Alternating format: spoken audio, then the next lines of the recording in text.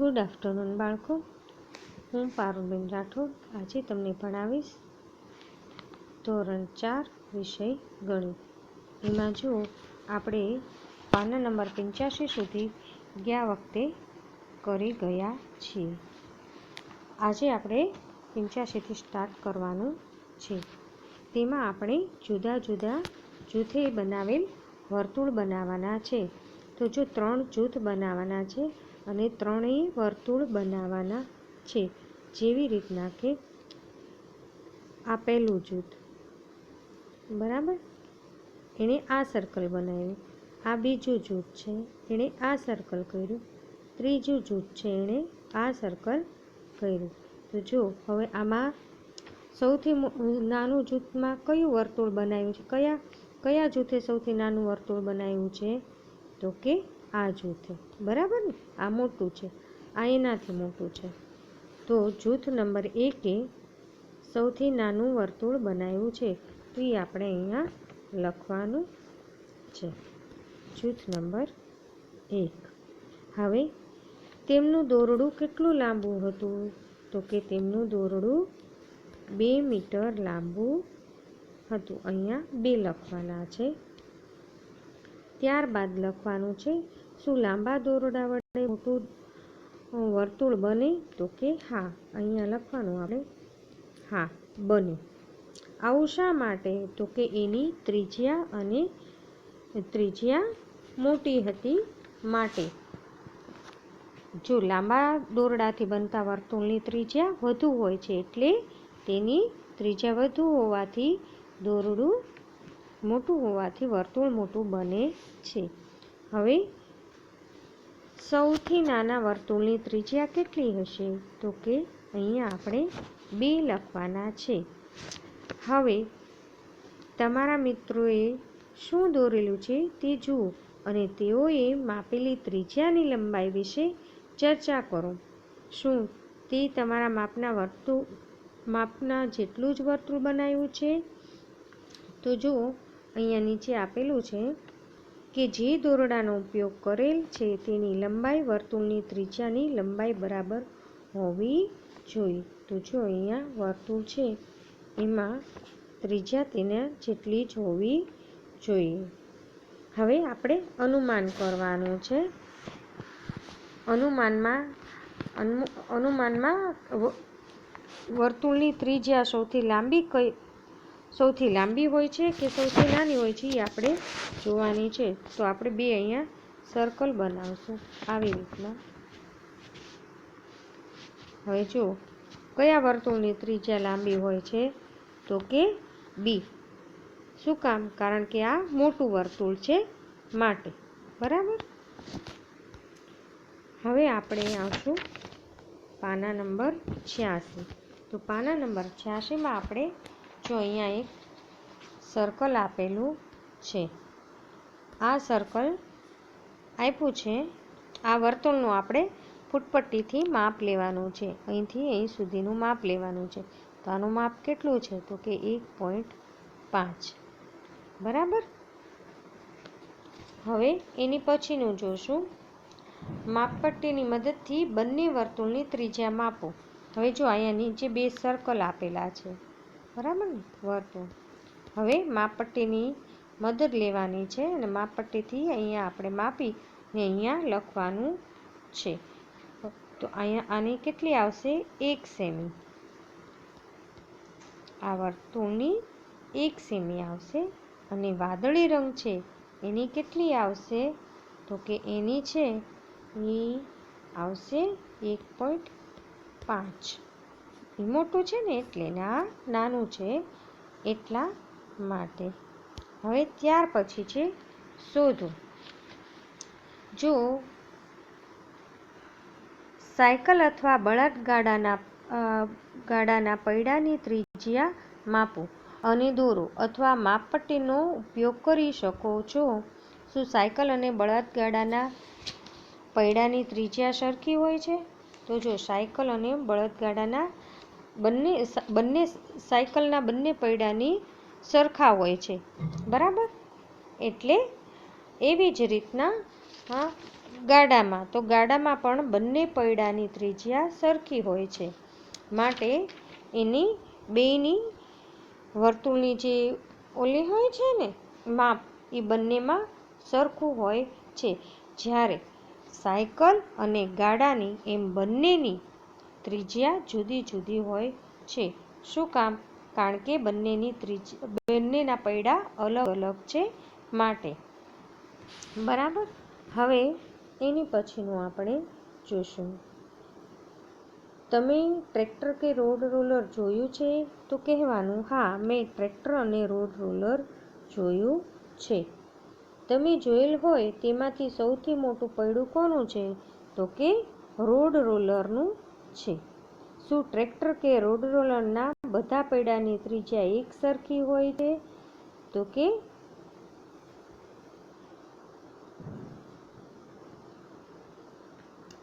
ના, ટ્રેક્ટર કે રોડ રોલરના બધા પૈડાની ત્રિજ્યા એક સરખી હોતી નથી. શું કામ?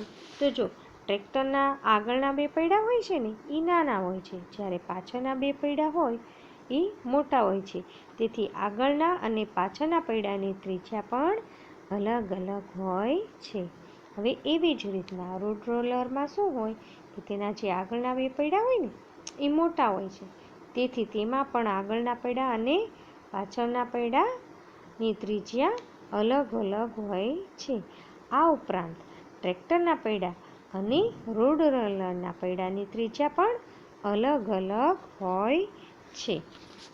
બરાબર ને? સમજાય છે આ વાત?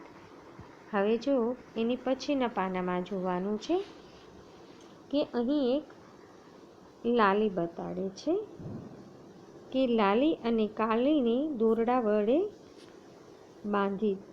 બાંધેલી છે. અહીંયા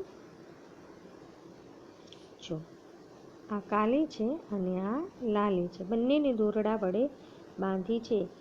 તો શું આમાં એક પ્રશ્ન પૂછ્યો છે, લાલી અને કાલીને દોરડા વડે બાંધેલી છે, તો કાલીનું દોરડું લાંબુ છે, તો કોને વધુ ઘાસ ખાવા મળશે? તો જો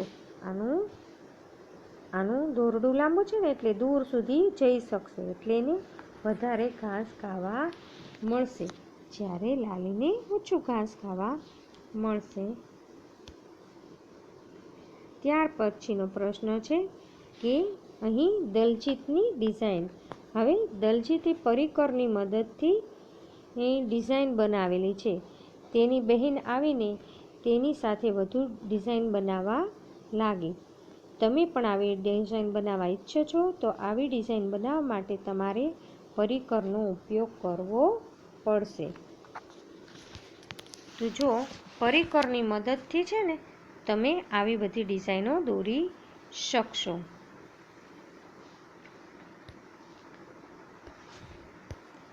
જો આ બધી પરિકરથી આવા રાઉન્ડ કરી અને તમે આવી બધી ડિઝાઇન દોરી શકશો. બરાબર ને? હવે આની પહેલાં તમે ક્યારેય પરિકર જોયું છે? વર્તુળ બનાવવા એનો ઉપયોગ કઈ રીતે કરશો? તો જો, હા, મેં પરિકર જોયું છે.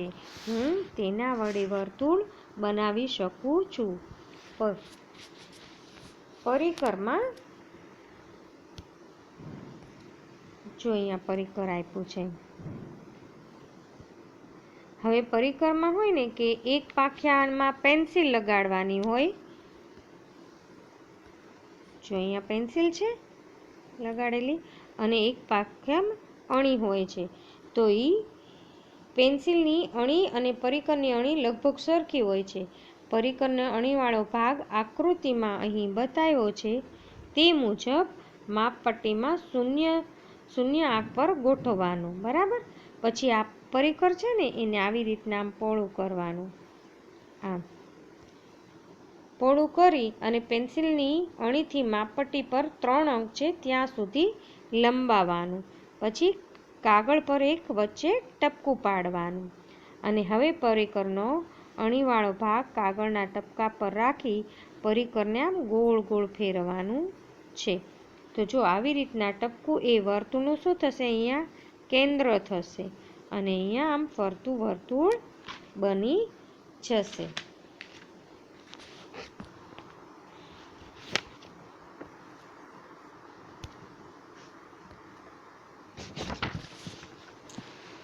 હવે આવશે પાના નંબર 88,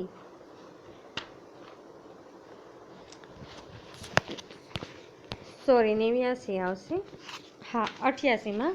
તો 88માં શું પરિકરના ઉપયોગ વગર વર્તુળ કરતાં આ વર્તુળ શું વધુ સારું છે? આ વર્તુળની ત્રિજ્યા દોરો અને માપવાનું છે. તો જો આપણે પરિકરના ઉપયોગ વગર વર્તુળ બનાવીએ ને તો એકદમ સારું ન બને. શું કામ? તો કે ના, પરિકરના ઉપયોગથી દોરેલા વર્તુળ આ વર્તુળ કરતાં વધારે સારું નથી. પરિકરના ઉપયોગથી દોરેલું વર્તુળની ત્રિજ્યા 1.5 સેમી છે, એટલે કે એનું માપ એક સરખું રહે છે. હવે તમે પણ દલજીત જેવી ડિઝાઇન બનાવો. તમારે છે ને આવી દલજીત અહીંયા જો ડિઝાઇન બનાવેલી છે, એવી રીતના તમારે પણ બનાવવાની છે.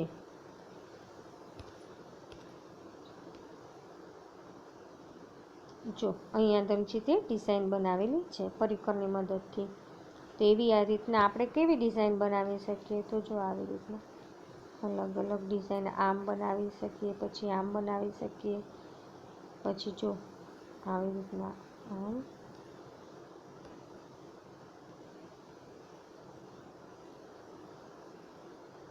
આવી રીતના અલગ અલગ આપણે ડિઝાઇન બનાવી શકીએ છીએ. બરાબર. હવે આપણે એવી રીતના અલગ અલગ ડિઝાઇન બનાવીએ. હવે આપણે વિચારો આ ડિઝાઇન કેવી રીતના બનાવીએ છીએ. બાજુમાં ખાનામાં પરિકર વડે આવી ડિઝાઇન બનાવવાનો પ્રયત્ન કરો. અહીંયા જે ડિઝાઇન આપી છે ને એવી જ રીતના તમારે બનાવવાની છે. ત્યાર પછી છે પાના નંબર 89. પાના નંબર 89માં આપ્યું છે કે નૈના વર્તુળ બનાવી રહી છે. રવિએ તેની પાસે રબર માંગ્યું. હવે આ નૈના છે ને એ સરસ મજાનું વર્તુળ બનાવતી હતી. પછી રવિએ એની પાસેથી રબર માંગ્યું ને એ ઊભી થઈ અને એણે રબર આપ્યું. એટલી વારમાં શું થયું કે એણે ફરીને પાછું વર્તુળ બનાવવાની કોશિશ કરી, પણ ફરીને એનાથી વર્તુળ બનતું નથી, સારું વર્તુળ બનતું નથી. એનું કારણ શું? તો જો અહીંયા બતાડ્યું છે કે એ ગોળ વર્તુળ બનાવતી હતી. હવે એના ભાઈએ રબર માંગ્યું ને તો પહેલાં અહીંયા એનું કેન્દ્ર અહીંયા બરાબર વચ્ચે હતું. પણ એના ભાઈએ જ્યારે એની પાસે રબર માંગ્યું ને તો એણે કેન્દ્ર હતું તેની બીજી જગ્યાએથી તેણે વર્તુળ બનાવવાની શરૂ કર્યું. એટલે એનું વર્તુળ જો આવી રીતના સારું ન બન્યું, એક્ઝેક્ટ સારું ન બન્યું. એટલે કે નૈના દ્વારા આવું ચિત્ર શા માટે થયું? તો કે તેને કેન્દ્રથી વર્તુળની કેન્દ્રથીમાં અણી નહોતી રાખી. હવે બીજે દિવસે નૈના પરિકર વડે વર્તુળ બનાવી રહી છે, પરંતુ તે આ રીતે બહાર નીકળી ગયું. આવી રીતના શું કામ નીકળી ગયું? કારણ કે એ પરિકર છે ને એમાં એક સ્ક્રૂ હતો, એ ઢીલો થઈ ગયો. તો સ્ક્રૂ ઢીલો થઈ ગયો ને એના હિસાબે તેનું પેન્સિલ થોડીક બહાર નીકળી ગઈ અને તેનાથી તેનું વર્તુળ સારું બન્યું ન હતું. હવે પાના નંબર 90. તો પાના નંબર 90માં શું છે કે કેન્દ્ર શોધવાનું કીધું છે કે સાદિક અને અમીન છે એ તેણે પરિકરની થી એક વર્તુળ બનાવવાનું નક્કી કર્યું. તો એ કેમ કહે છે કે હું પરિકરથી બનાવું અને બીજા બંગડીથી બનાવે છે. તો જુઓ પછી તે બંનેએ છે ને વર્તુળ બનાવ્યા. એકે બંગડીથી બનાવ્યું અને એકે વર્તુળથી બનાવ્યું હતું. બરાબર. પછી જો આ સાદિક છે ને એણે પરિકરની મદદથી બનાવ્યું અને સમીનાએ બંગડીની મદદથી કીધું. પછી તેણે એમ કીધું કે પોતાની વર્તુળ, હવે એ એમ કહે છે કે તારા વર્તુળ છે એમાં વચ્ચેનું કેન્દ્ર ક્યાં છે? કે મારે તો અહીંયા કેન્દ્ર છે પણ તારા વર્તુળમાં કેન્દ્ર નથી. એટલે અમીના શું કહે છે કે હું જો છે મારી પાસે, હું તને મારા વર્તુળમાં પણ કેન્દ્ર છે, હું બતાડું. તો કે કઈ રીતના? તેણે આ કાગળ લીધો અને એને આવી રીતના વચ્ચેથી 2 ભાગમાં વહેંચી લીધું. પછી શું કર્યું તમે આગળ જોશો પાના નંબર 91માં. પછી એણે 2 ભાગ, પછી આ 4 ભાગમાં આવી રીતના 4 ભાગમાં એ વાળી દે છે આવી રીતના. અને પછી શું કરે છે કે ખોલી નાખે છે કે શું તું ગળીના 2 રેખા એકબીજાને છેદે છે તે જોઈ શકે છે? એ આને પૂછે છે. એટલે એમ કે છે હા, હું આ જોઈ શકું છું. જો બંને રેખા છેદે છે અને ત્યાં એક ટપકું છે, એટલે કે અહીંયા આ મારા વર્તુળનું કેન્દ્ર છે. હવે તમે બંગડીનો ઉપયોગ કરીને કાગળ પર વર્તુળ બનાવો, તેને કાપો અને પછી શમીનાની જેમ તમારે પણ આવી રીતના વચ્ચે કેન્દ્ર શોધવાનું છે.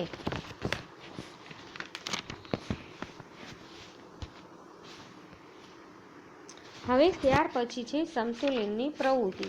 તો જુઓ, આની અંદર સમતુલનની પ્રવૃત્તિ છે એમાં કહે છે કે શું તમે રકાબીની આંગળી પર સંતુલિત કરી શકો છો? તો એમ કહે છે કે તમે આની અંદર તમે વર્તુળ છે એનું કેન્દ્ર છે ને એમાં સંતુલિત કરવાનું છે. તો એમ કહે છે કે શું તમે રકાબીની આંગળી પર સંતુલિત કરી શકો છો? તો કે ના, રકાબીની આંગળી પર સંતુલન કરી શકતો નથી. પછી શું કહે છે? તમારે પણ આંગળી પર રકાબી કે તેના જેવી ગોળ ઢાંકણની સંતુલિત કરવાનો પ્રયત્ન કરવો જોઈએ. તે ક્યાં સ્થિર થાય છે? તો રકાબી કે જેવા ગોળ ઢાંકણની આંગળી પર સંતુલિત કરવાનો પ્રયત્ન કરીએ તો તેનું સંતુલિત તેના કેન્દ્ર પર સ્થિર થાય છે. તો તમે પ્રયત્ન કરશો ને? તો કે હા. હવે ત્યાર પછી આવે છે ઝાકીર, અપ્પુ, નૈના અને ગુડ્ડુ વરસાદ પડી રહ્યો હોવાથી બહાર રમવા જઈ શકતા નથી. એટલે તેણે એમ કીધું કે ચાલો હવે આપણે બધા ઘરમાં ચકરડી બનાવીએ. એટલે એ 3 જણા ચકરડી બનાવે છે. તો જુઓ પાના નંબર 93માં ઝાકીરે આવી રીતના ચકરડી બનાવી, પણ તેનું કેન્દ્ર ક્યાં રાખ્યું છે? તો કે આ બાજુ રાખ્યું છે. બરાબર. અને અપ્પુએ બરાબર વચ્ચે રાખ્યું છે. અને નૈનાએ પણ આવી રીતના સાઈડમાં રાખ્યું છે. અને ગુડ્ડુએ આ બાજુ રાખ્યું છે. તો હવે જો આના સવાલ જવાબ આપવાના છે. કોની ચકરડી બિલકુલ નહીં ફરે?